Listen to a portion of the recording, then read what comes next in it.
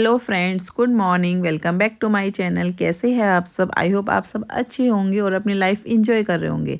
और ये देखिए सुबह का टाइम है और यहाँ पर सुबह क्या दोपहर सी हो चुकी है। आजकल आपको पता है सर्दियाँ स्टार्ट हो गई है तो दिन तो इतने छोटे होते हैं, पता ही नहीं लगता। 3 बजे के बाद तो ना ऐसे अंधेरा सा होना स्टार्ट हो जाता है कि दिन पता नहीं कहाँ चला गया और 5 बजे तो रात ही हो जाती है। और यहाँ पर क्या मैं ना अपना 12 बजे मैंने काम स्टार्ट करना शुरू किया है, क्योंकि आजकल आपको पता ही है बच्चों की ऑनलाइन क्लासेस चल रही है। मेरे को ये था कि इस वीक में स्कूल ओपन हो जाएंगे, लेकिन अभी फ़िलहाल लग नहीं रहा है ऐसा भी कि इस वीक में या नेक्स्ट वीक में भी स्कूल ओपन होंगे, क्योंकि दिल्ली में तो बहुत बुरा हाल है पोल्यूशन की वजह से।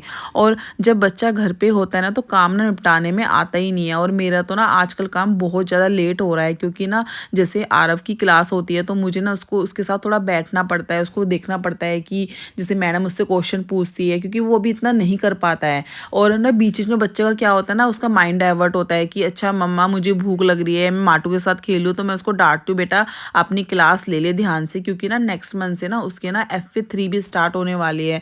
तो इसी चक्कर में बोलती हूँ बेटा क्लास ले ले, सुन ले मैम क्या बोल रही हो सकता है कि स्कूल ओपन होते ही तेरे UT स्टार्ट हो।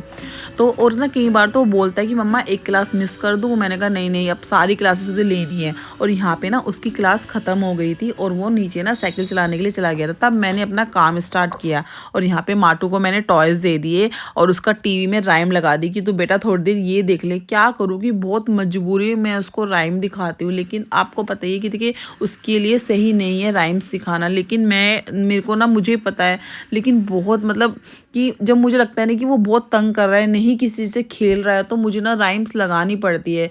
मेरी मम्मी तो मुझे बहुत डांटते कि तूने ना इसको हैबिट डाल दी राइम दिखाने की, फिर तुम लोग बोलते हो कि हमारा बच्चा फ़ोन देखता है, टीवी देखता है, तुम लोग ही बिगाड़ते हो।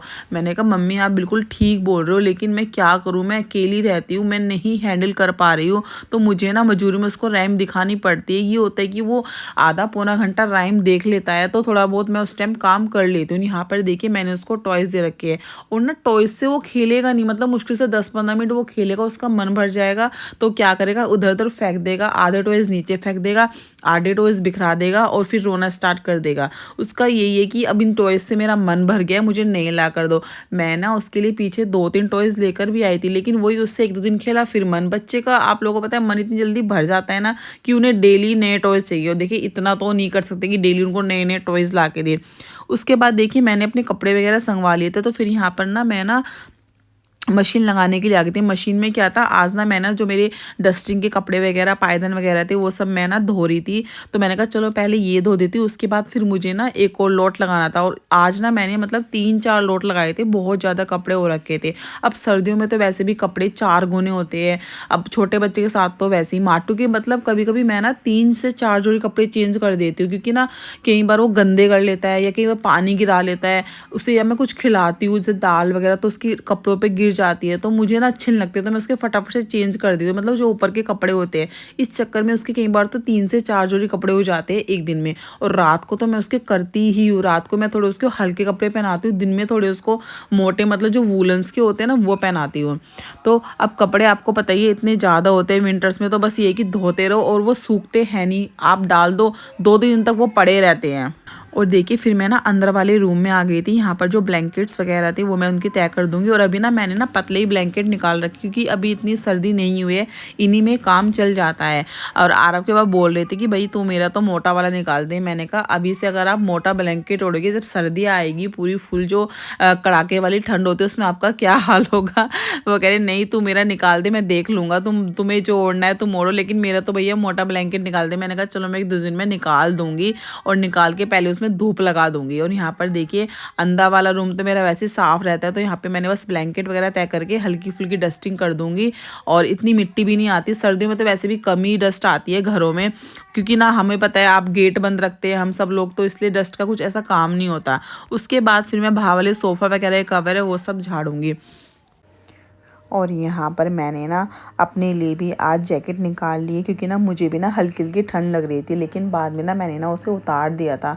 आपको पता ही है अगर हम जैसे खाली बैठे रहते हैं या फिर लेटते हैं तब तो हल्की सी ठंड लगती है, लेकिन जब काम करते हैं ना तो फिर गर्मी लगती है, क्योंकि अभी ना मौसम इतना आया नहीं है कि मतलब हम पूरे दिन स्वेटर पहने रखे, तो मैं सुबह शाम डाल लेती हूँ। बाकी टाइम में ना मुझे, जैसे मैं खाना बनाती हूँ या कुछ काम करती हूँ तो गर्मी लगती है। ये आरा के पापा तो मुझे डांटते रहेंगे कि ऐसे ही फिरती रहती, बीमार हो जाएगी, बुखार हो जाएगा, कुछ पहन ले कुछ पहन ले। मैं बोलती हूँ नहीं, मुझे ना गर्मी लगती है, मैं काम करती रहती हूँ तो मुझे गर्मी लगती है।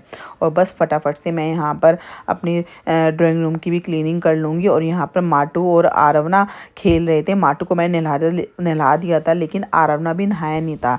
और उसके बाद फिर मैं भा वाले रूम की क्लीनिंग करूँगी और फिर झाड़ू और पोछा लगाऊंगी। और नहा के मैं आज बनाऊँगी कढ़ी चावल।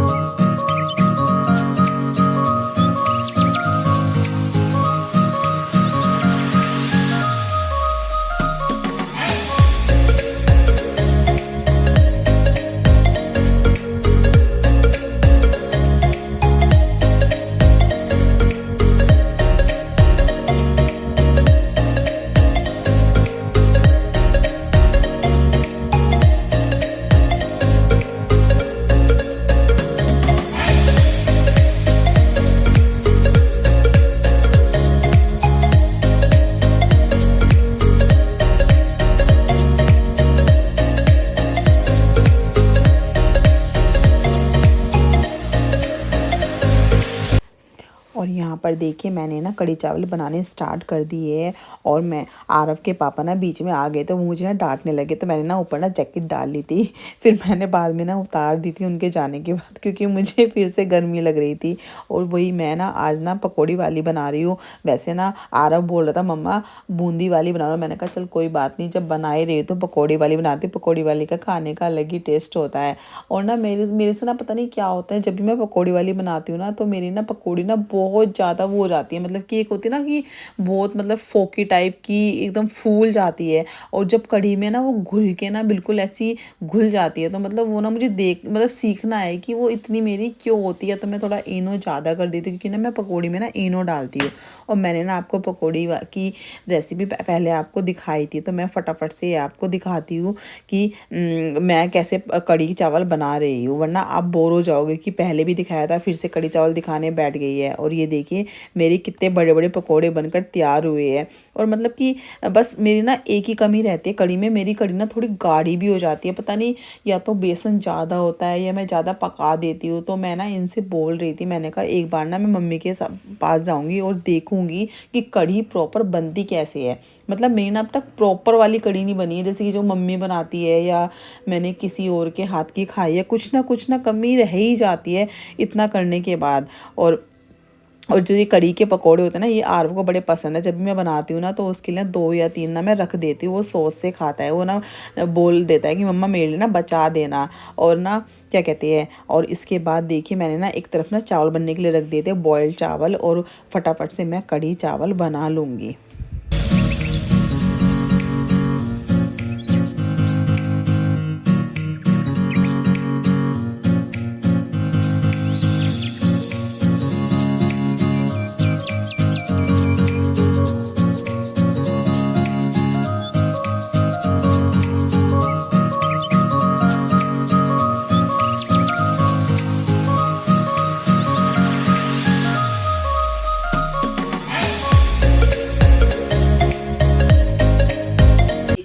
शाम का टाइम हो चुका है और सुबह मैंने आपको दिखाया था कि मैंने लंच में आज कढ़ी चावल बनाए थे। और कढ़ी ना मतलब कि जैसे मैंने ना 2-3 बार बना ली है तो अब थोड़ी ठीक बनने लगी है। शुरू में मेरी अच्छी नहीं बनती थी पर अब भी ना थोड़ी थोड़ी कमी मेरी बाकी है कढ़ी में। और देखिए आज ना कौन आया है मैं आपको दिखाती हूँ, ये देखिए रिशु। आज ना रिशु आया है क्योंकि ना मम्मी और भाई भाभी ना वो ना अपने नए घर के लिए ना सोफ़ा देखने गए हैं तो वो ना इसको यहीं पे छोड़ के चले गए क्योंकि ये होता है ना कि भाई अब ये छोटा है, इसको ठंड में लेकर कहाँ जाएंगे, तो ना मम्मी ना यहीं छोड़ के चली गई इसको रिशु। और इसको ना काफ़ी देर हो गई आए हुए, काफ़ी टाइम से आया हुआ है ये। क्या कर रहे हो? आपने खिच्ची भी खा ली, बुब्बू पी लिया, अभी आ रहे मम्मी, ठीक है थोड़ी देर में आ रहे हैं। और दोनों ना खेल रहे हैं और ये आरू ना मैं इसको बोल रही हूँ इनके साथ खेले, ये अपनी गेम में लगा हुआ है इन दोनों बेचारे। और ये पता है क्या हो रहा है, जो टॉय माटू उठा रहा है ना वही टॉय रिशु उठा रहा है। हाँ आपकी गोदी में आ रहे हो, चलो भैया के साथ खेलो, भैया आए 3 दिनों बाद, चलो। और ना ये ना मतलब रिशु ना आता नहीं है, इसको ना मैं इतना बोलती हूँ, मतलब ये ना इतना भोला सा है। किट्टू तो आता ही नहीं है, मैं भाभी को बोलती रहूँगी कि आप इसको भेज दो इसको भेज दो, तो वो भेजती ही नहीं है। मतलब पता नहीं क्योंकि वो कहते हैं दीदी रोएगा। और देख ले आज ना मतलब इसको 6 बजे आया था और अब ना 7:30 बज चुके हैं, मतलब 1.5 घंटा हो गया। इसने बिल्कुल ही परेशान नहीं किया। आकर इसने खिचड़ी खा ली, फिर इसने दूध पी लिया और जब से खेल ही रहा है, मैंने इनको टॉयज दे दिए, दोनों माटू और ये दोनों खेल रहे हैं, बिल्कुल भी परेशान नहीं किया। मैंने कहा कि कोई बात नहीं, अब तो ना आगे से आ जाया कर, अब प्रूफ हो गया कि तू ना परेशान नहीं करेगा। और चलिए मैं देखती हूँ, मुझे ना शाम का खाना ही बनाना है, मुझे आज बनाने हैं सूखे आलू, मैंने आलू बॉईल कर रखे हैं। और यहाँ पे ना आरू माँ के रिशु के साथ मस्ती कर रहा है और मैं ना माटू को ना किचन में लेकर गई थी कुछ काम करने के लिए। और फिर देखिए उसके बाद ना मैंने ना माटू को भी छोड़ दिया था। और ना रिशु ना आरू के साथ इतना खेलता है ना, उसे ना मतलब पता नहीं आरू के साथ ना अलग ही अटैचमेंट है। वो जब आरू घर पे भी जाता है ना तो वहाँ पे भी ना बस आरू के पीछे पीछे घूमता रहेगा। और यहाँ पे भी जब आया था ना तो पूरे टाइम आरू के साथ ही देखिए आरू के ऊपर कहीं ऊपर बैठ रहा था, उसका बार बार स्पेक्स उतार रहा था, मतलब बहुत ज़्यादा मस्ती कर रहा था। तो मुझे ना मतलब पता भी नहीं लगा कि ये 3-4 घंटे रहा था, इसने बिल्कुल भी तंग नहीं किया। उसके बाद देखिए फिर मैंने दोनों को टॉयज़ दे दिए थे और दोनों ना अपने टॉयज़ से खेल रहे हैं। और चलिए मैं आपसे मिलती हूँ नेक्स्ट व्लॉग में, तब तक व्लॉग को लाइक कीजिए, सब्सक्राइब कीजिए, बड़ा ध्यान रखिए, बाय बाय।